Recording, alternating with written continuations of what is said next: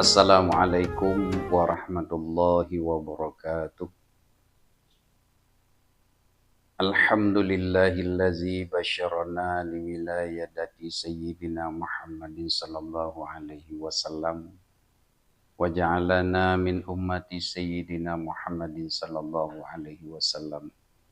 Asyhadu an la ilaha illallah wahdahu la syarikalah wa asyhadu anna Muhammadan abduhu wa rasuluhu la nabiyya ba'dah. Allahumma salli wa sallim ala sayyidina Muhammadin nabiyil ummi wa ala alihi wa sahbihi ajma'in. Qala Allah subhanahu wa ta'ala fil Qur'anil azim. Bismillahirrahmanirrahim.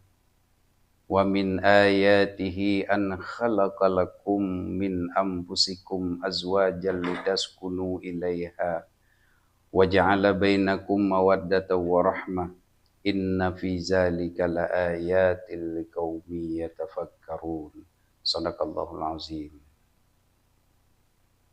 Pendengar media sosial yang dirahmati Allah, mari sama-sama kita memuji Allah Subhanahu wa taala, karena dengan izin dan kasih sayang Allah kita masih diberikan kesempatan untuk hidup, untuk menyempurnakan kehidupan di dunia ini, yang tujuannya untuk mengumpulkan bekal untuk kita kembali kepada Allah. Maka untuk itu selalu kita bersyukur atas segala limpahan rahmat dan kasih sayangnya. Berselawat kepada baginda yang mulia Rasulullah sallallahu alaihi wasallam, dengan harapan kita akan bertemu dengan baginda yang mulia baik di dunia maupun di akhirat kelak nanti. Pendengar media sosial yang dirahmati Allah,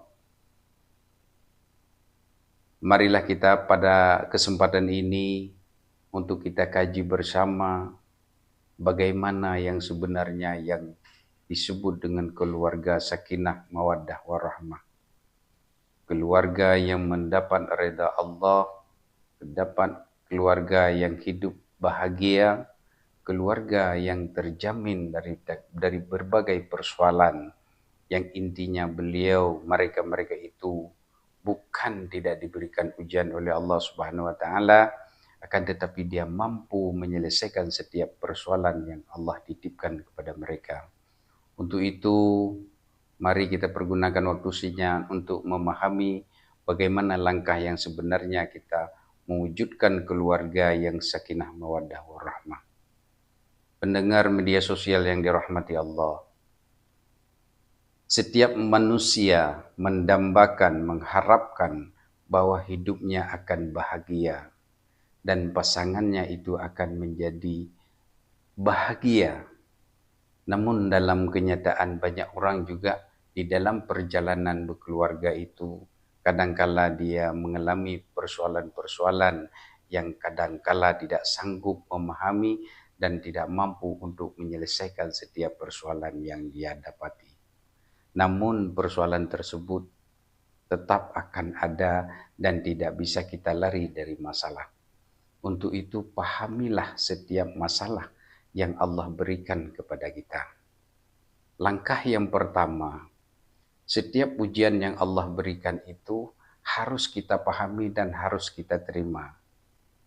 Dan yang kedua, akuilah bahwa kita adalah manusia yang lemah, yang tidak punya kemampuan apa-apa. Kita baru mampu bila Allah memberikan kemampuan kepada kita. Dan bila Allah belum memberikan, yakinlah kita tidak akan bisa mengerjakan apapun terhadap apa yang kita perjalankan dalam kehidupan di dunia ini. Karena Allah akan memberikan perjalanan kita itu dalam ketentuannya. Setiap manusia itu telah ada porsinya masing-masing, sudah ada garis kehidupannya masing-masing. Maka kalau itu sudah terjadi, kita tidak bisa untuk melangkahi daripada ketentuan-ketentuan yang telah Allah gariskan. Namun Allah tetap memberi peluang kepada kita agar kita mampu untuk merubah perilaku kita dari ketentuan yang tidak baik untuk menjadi ketentuan yang lebih baik. Itulah tujuannya Allah memberikan persoalan kepada kita. Kenapa manusia diberikan persoalan-persoalan dalam kehidupan? Karena manusia itu dibuat oleh Allah, dihidupkan di dunia oleh Allah untuk diuji. Kenapa harus diuji? Karena mereka itu, manusia itu adalah penghuni-penghuni syurga dan neraka. Allah menjadikan syurga, membuat syurga dan neraka adalah kalau syurga untuk manusia saja, sementara kalau neraka adalah untuk iblis dan manusia. Maka di saat Allah membuat dua tempat tersebut, Allah meminta kepada kita untuk memilih di antara dua jalan tersebut. Cara untuk Allah memberikan jalan tersebut, kita diuji oleh Allah. Maka supaya kita selamat dan bahagia, ujian-ujian yang Allah berikan itu harus kita terima dan harus kita menjalankan dengan penuh sebagaimana yang Allah harapkan. Karena Allah menjadikan manusia itu dibuat dengan ujian sebagaimana hadis kudusi yang disampaikan oleh Rasulullah sallallahu alaihi wasallam, bahwa Allah menjadikan manusia itu dalam masalah. Di saat Allah memberikan masalah, maka Allah akan membuat 4 ketentuannya. Yang pertama, bila Allah menguji kita dalam kesusahan, dalam masalah, dalam berbagai ujian, maka Allah meminta kita untuk bersabar. Dan bila Allah menguji kita dengan rahmat dan nikmat kita kepada kita, maka Allah akan meminta kita untuk bersyukur. Dan bila Allah membuat suatu aturan yang harus dijalankan atau ditinggalkan, maka kita sebagai manusia wajib untuk melaksanakannya dan meninggalkannya. Kemudian yang keempat, bila Allah membuat sebuah keputusannya, maka wajib kita terima. Allah mempertegaskan daripada pernyataan tersebut, bila kamu tidak bersabar terhadap ujianku, tidak bersyukur terhadap nikmatku, dan tidak menjalankan aturanku, serta tidak terima segala ketentuan dan keputusanku, maka silakan keluar dari kolom langit bumiku dan cari Tuhan yang lain. Itulah ketegasan yang diberikan oleh Allah kepada manusia.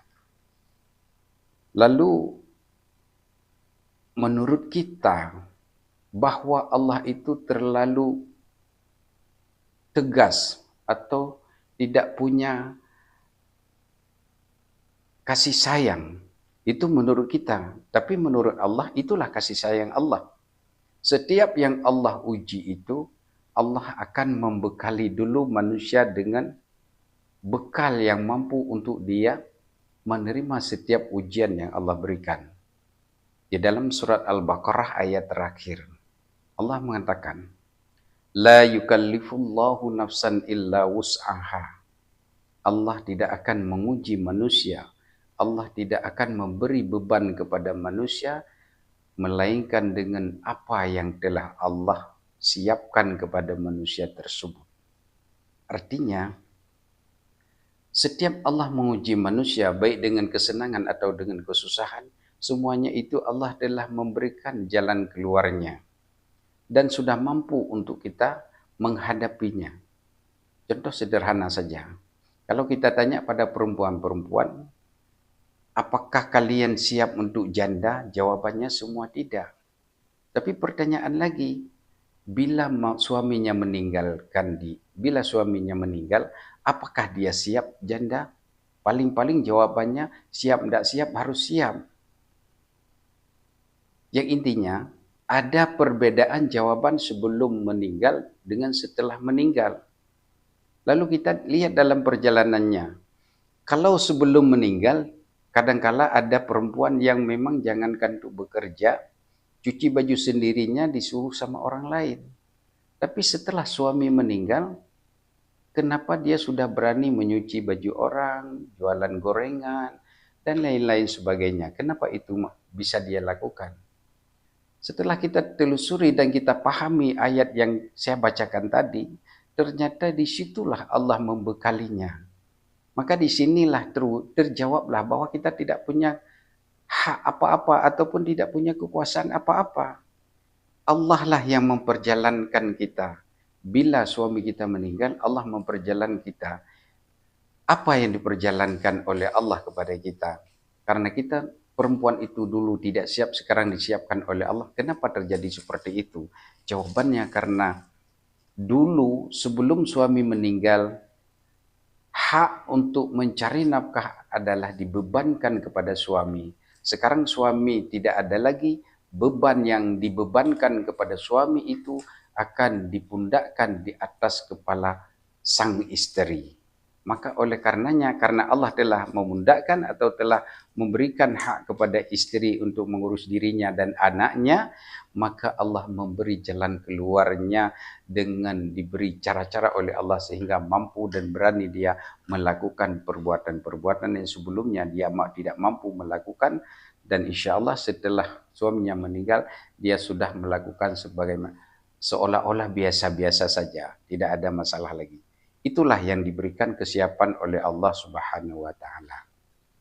Maka oleh karenanya kita dituntut oleh Allah untuk setiap persoalan yang terjadi, apabila itu membuat kita bermasalah atau musibah dan macam sebagainya, Allah meminta kita untuk bersabar.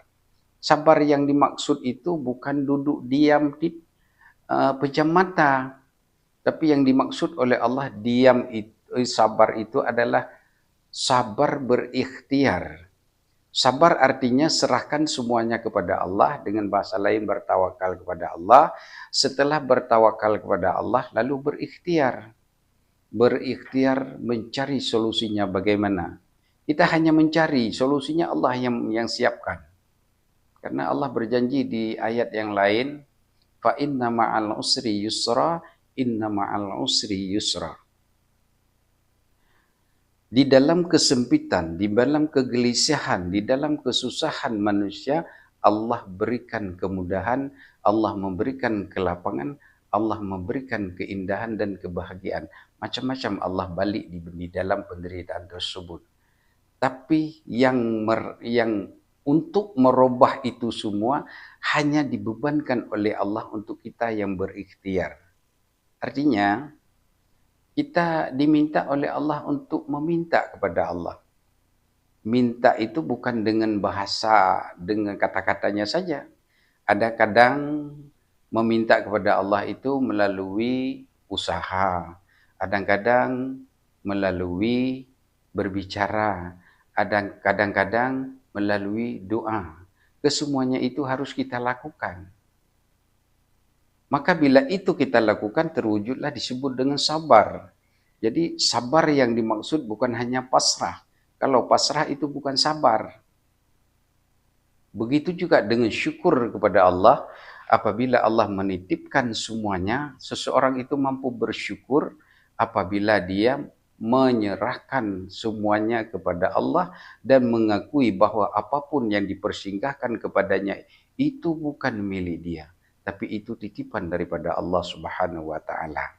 Maka di saat itu sadarlah dia bahwa di dalam harta yang Allah titipkan padanya, Allah sisihkan harta tersebut ada hak orang lain, yaitu fakir miskin atau anak yatim. Apabila kita menyerahkan semuanya kepada Allah, maka tidak berat untuk kita bersyukur terhadap apapun yang Allah berikan. Cuma kadang-kadang manusia begini, di saat tidak ada, dia selalu menyerahkan kepada Allah. Tapi di saat ada, disitulah dia akan lupa kepada Allah. Maka oleh karenanya, kita dituntun oleh Allah, diharapkan, diminta oleh Allah, supaya akui semua yang Allah titipkan kepada kita, baik itu susah atau senang, semuanya adalah titipan daripada Allah. Di saat susah kita bersabar, di saat senang kita bersyukur. Lalu yang ketiga, Allah memberikan aturan dalam kehidupan ini. Maka kenapa Al-Quran diturunkan dan Nabi diutuskan? Itulah untuk menjalankan aturan yang dibuat oleh Allah. Nabi sebagai utusan atau manusia yang menerangkan tentang aturan Allah. Kita sebagai manusia pengikut Rasulullah melaksanakan setiap apapun yang Allah perintahkan yang diterangkan oleh baginda yang mulia Rasulullah Sallallahu Alaihi Wasallam. Bila itu semua kita lakukan, yakin dan percayalah Allah akan redha kepada kita.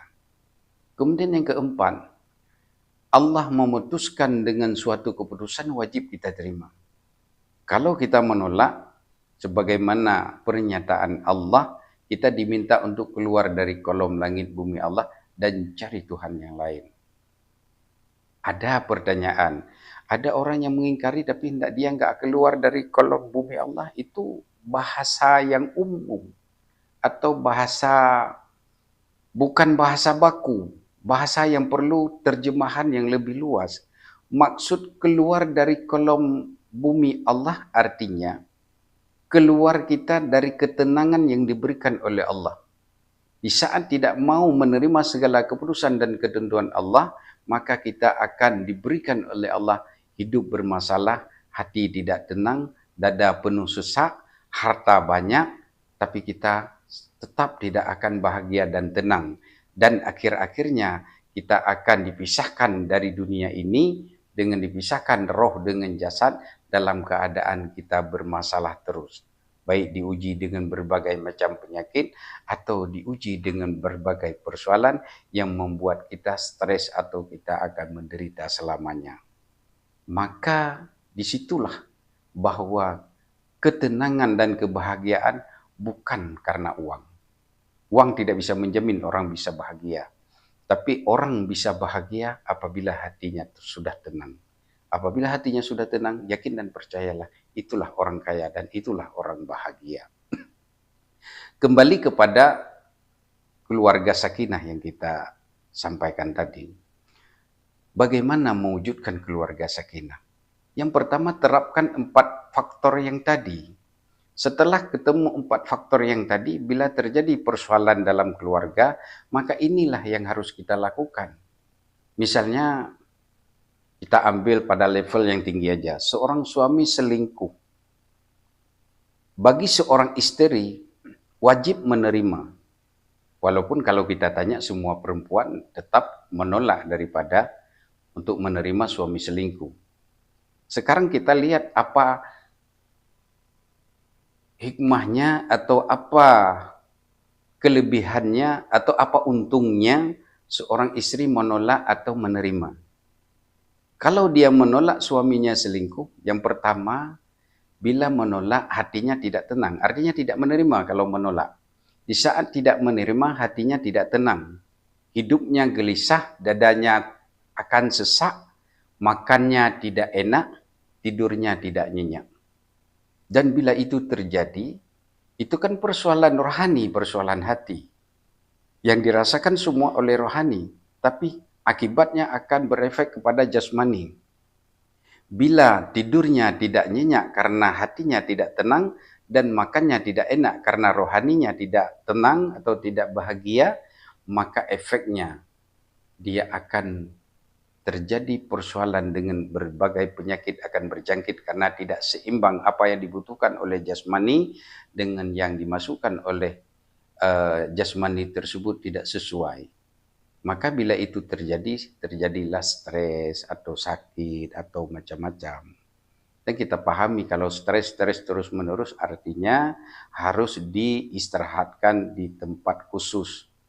Kalau nggak salah saya itu harus masuk ke dalam rumah sakit jiwa. Kenapa rumah sakit jiwa? Itulah rumah sakit rohani. Karena yang sakit rohani maka dimasukkan ke dalam wilayah rohani. Pertanyaan saya, kalau itu terjadi pada diri kita gara-gara suami selingkuh kita bermasalah seperti itu. Apakah di saat kita bermasalah seperti itu, gara-gara kita mempertahankan suami tidak selingkuh, kita sudah melakukan seperti itu, kita sudah stres macam-macam, suaminya berhenti tidak selingkuhnya? Jawabannya pasti tidak. Dia tetap memeluk istri yang dia cintai yang baru. Kita tetap ditinggalkan. Artinya, kita berbuat apapun tidak ada untungnya